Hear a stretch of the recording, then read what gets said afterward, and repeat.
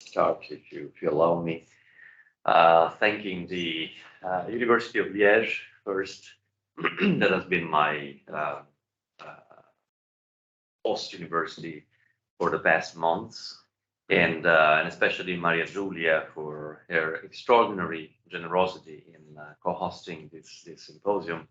as well as, of course, Claudio for his friendship and participation and willingness to join forces. So, as chance or perhaps fate would have it, I've been writing this text that I'm reading to you in Bologna, the Mecca of Italian semiotics, but also the city where Maria Giulia studied and discussed her master's thesis, Soliloquy and Intertextuality in the Photographic Work of Sam Taylor Wood in 2000, under the direction of Paolo Fabbri, and where Claudio has led his entire career, a favorite pupil of Umberto Eco, whose chair he recently inherited. The anxiety of having to write something worthy of my distinguished co-organizers and the extraordinary group of scholars speaking at this conference, many disjointed fragments of knowledge and a few keywords milk in my imagination: face, image, representation, digital, artificial intelligence, art history, semiotics. In the grip of travel fatigue and the cascade of academic duties, I seek escape in the Pinacoteca in Bologna and think, no matter how far digital image technologies may advance, I will never be able to give this up or replace it. Leave my hotel room, walk under the arcades of Bologna, breathe in with all my senses, with my whole body, the traces of a history, of a culture, of a context, prepare myself for what I will see, cross the threshold of a building, ascend or descend with my legs, turn right or left, reach the painting, finally stand there, motionless, having waited and chosen the distance and angle, while still feeling in my muscles the slight vibration of motion. Empty my sight, fill it with this image, with its frame, with the faint glare of the wall, and then begin without any hesitation a new journey, that of the gaze and the mind, of a cognition and emotion, of my body-made gaze, of memory, of the infinite results that from this hic et nunc, here and now, unravel confusedly all around the painting, enveloping it, transfiguring it, but also transforming it into an offshot of myself, into a diet made of body and canvas, heat and forms, eye and light, movement and resonance, a flatus. It is not uncommon for compulsive personalities like mine to develop a kind of strange museum addiction, whereby every time they visit a city, they must go to a certain museum of it, and every time they go to a museum, they must revisit a certain work. To a limited spirit like mine, Bologna is essentially the Pinacoteca, and the Pinacoteca is essentially Guido Reni's Strage degli Innocenti that you can see on the second slide in the better size. There are so many other stupendous collections in Bologna and so many other masterpieces in its Pinacoteca, but there is something deeply mysterious that compels me to return to this museum in front of this campus. It would not be difficult at this point to hear a disturbing voice that is still very powerful in 20th century Italian culture, perhaps the most powerful. The entire second half of the 20th century, from the 1960s onward, has done nothing but attempt to silence it, and no one more than Umberto Eco seemed to have succeeded. And yet this voice now seems to be returning by historical and cultural junctures on which we cannot dwell here, and whispering in my ear, even in Bologna, Eco's academic city, right here in front of the Strage degli Innocenti, this voice is that of Benedetto Croce. It suggests to me that what I'm experiencing is an intimate, unique, inimitable, unrepeatable, and in some sense, even ineffable experience. It stems from the individuality of the soul, the singularity of the work, and the uniqueness of their encounter. I quote from the first pages of Aesthetics as a Science of Expression and General Linguistics by Benedetto Croce. A work of art may be full of philosophical concepts. It may have, indeed, more of them, and even deeper, than a philosophical dissertation, which may be, in turn, rich and overflowing with descriptions and insights. But despite all those concepts, the result of the work of art is an intuition.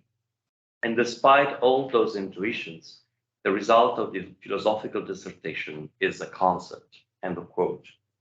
In Benedetto Croce, the pivot of aesthetic experience is an intuition that eludes logic. The semiotics of fine arts of the second half of the 20th century, in both intellectual and ideological contrast with Croce's aesthetics, develops a program that is opposed to it. The program consists in knowing and describing the logic of so-called aesthetic intuition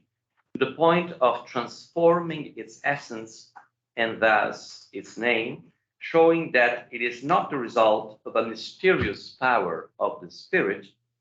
but the effect of a structure of the work which interacts with the structure of its context and the structure of cognition.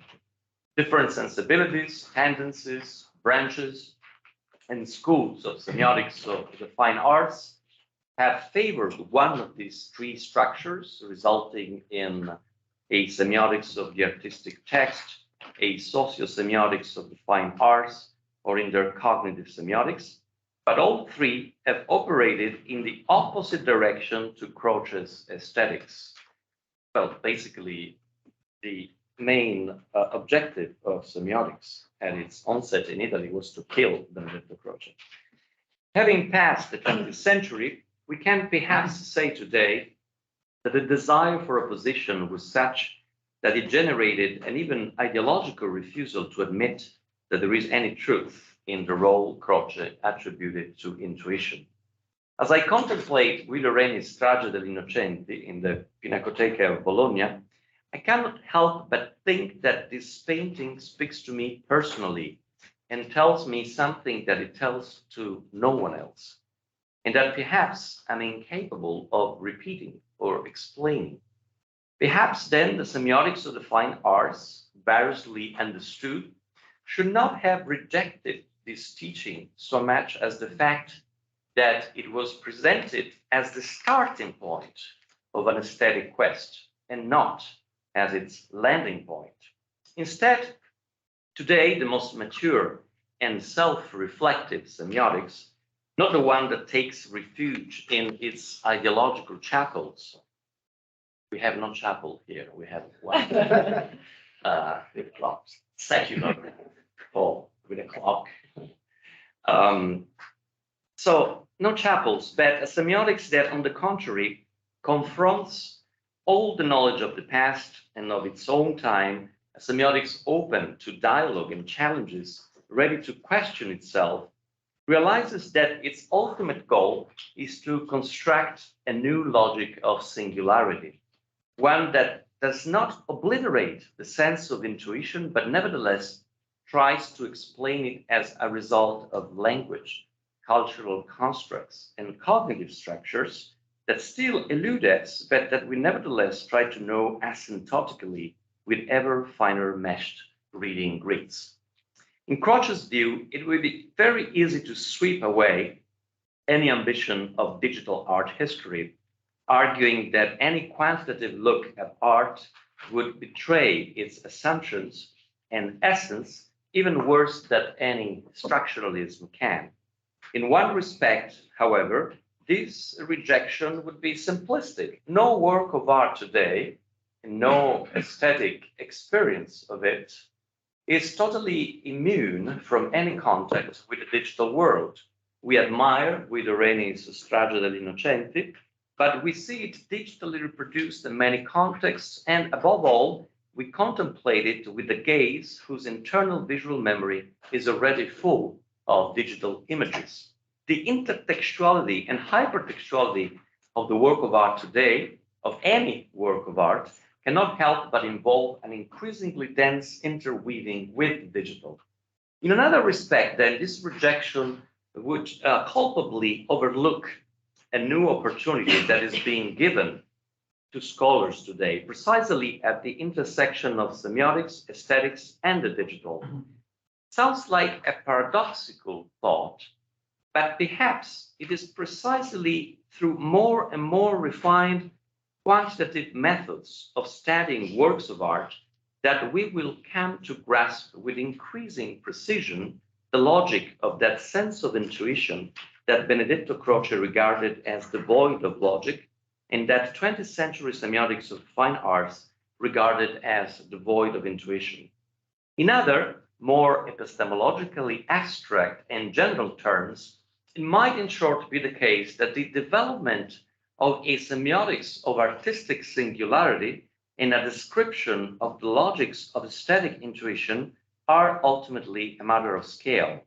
What happens to me in front of this Strage degli Innocenti by Guido Reni may seem to me an intimate and personal matter, and it certainly is when considered at the close scale of this private museum experience of mine. Croce would suggest to me that it is a singular intuition, yet deny me a deep and articulate understanding of it, while the traditional semiotics of the fine arts would try to explain it to me within two general schemes, recognizing myself in which would frustrate my own intuition. On the one hand, Croce represents me but does not explain me, while on the other, semiotics explains me but does not represent me. The most compelling reason of the immersion of artistic understanding in the digital world consists then precisely in the possibility of a bird's eye view with an altitude and precision unthinkable before the advent of big data and artificial intelligence applied to it. Still tentatively and with outcomes that continue to be approximate, but with a degree of detail and definition growing exponentially, I can stand over art, not only in front of art, its aesthetics and its history, just as I stand in the digital over the cartography of the planet, recognizing its shape, but at the same time, becoming increasingly aware of the complicated relationships between the macro and the micro levels of how geography appears on maps and how it is experienced in the everyday predicament of bodies and groups. Like all flights, this one above the panorama of millennia of art history flying over the steppes of the most diverse image cultures is a difficult one, fraught with danger.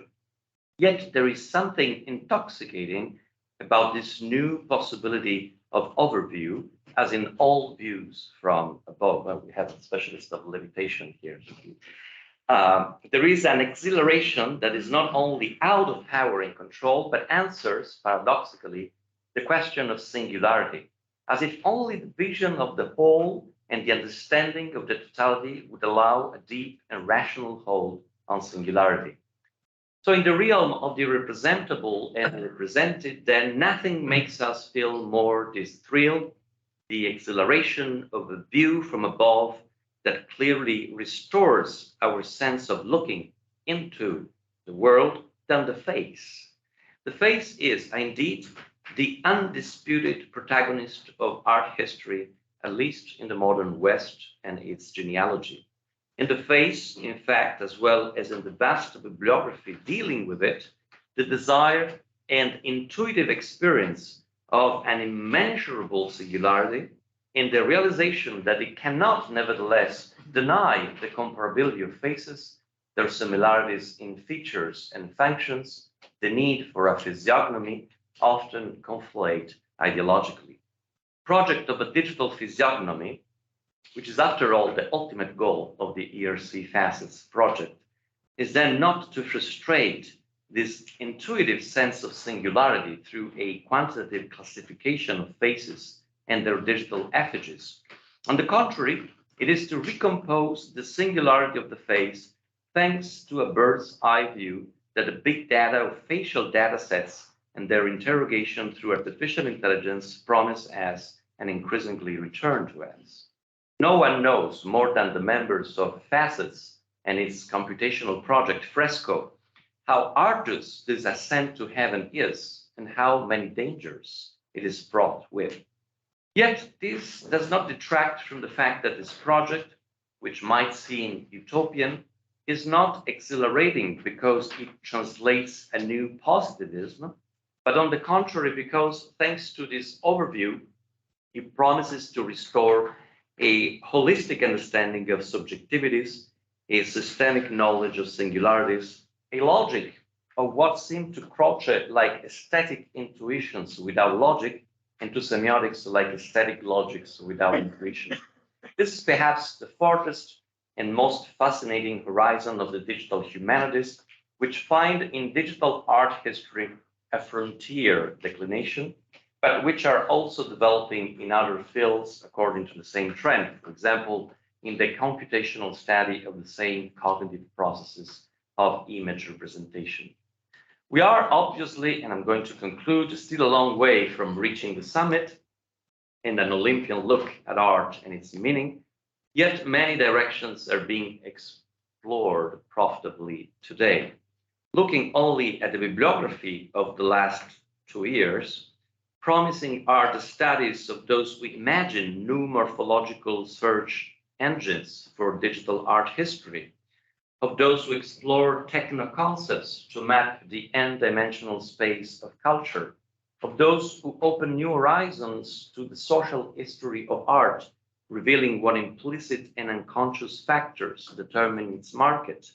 of those who model the morphological transformation of artifacts over time through 3D digital simulations, of those who produce a digital cartography of monumental faces, uncovering previously unknown gender statistics, of those who trace the evolution of an iconographic motif through the centuries, of those who explore new contact zones in the global cartography of art history, of those who push to devise research tools that go beyond the schemes of early digital art history in order to grasp the nuances of the evolution of a genre, of those who contemplate a new human-machine collaboration in the digital art history of the future between machinic computation and human annotation, of those who think of subjecting one of the oldest artistic manifestations in the species, namely drawing, to this overview, of those who aspire to change museum practice through new forms of digital cataloging of artifacts,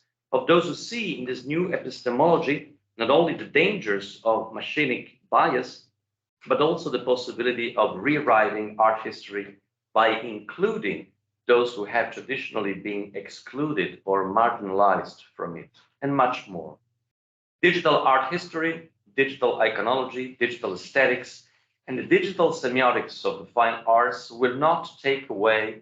my desire to leave this hotel, that hotel room in Bologna, because Claudio doesn't answer my my phone calls, walk down the porticos, enter the Pinacoteca, and admire Guido Reni's Strage degli Innocenti spellbound.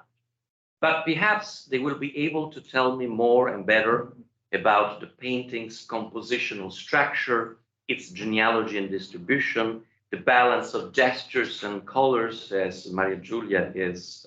explaining and analyzing in a very pioneer work. And then, yes, even about the expression of the faces, about these mouths open in dismay, with Croce's aesthetics held to be the object of an intuition without logic, which semiotics has explained with the logic, sometimes without respect for pathos, and which the computational study of images of faces in art and more generally in human visual cultures can perhaps lead back to its more extended but also more intimate logic, to its roots in cognition and evolution, to the profound reason why moved I continue to look at these faces of women open in terror, depicted in timeless splendor in Guido Reni's canvas. Thank you.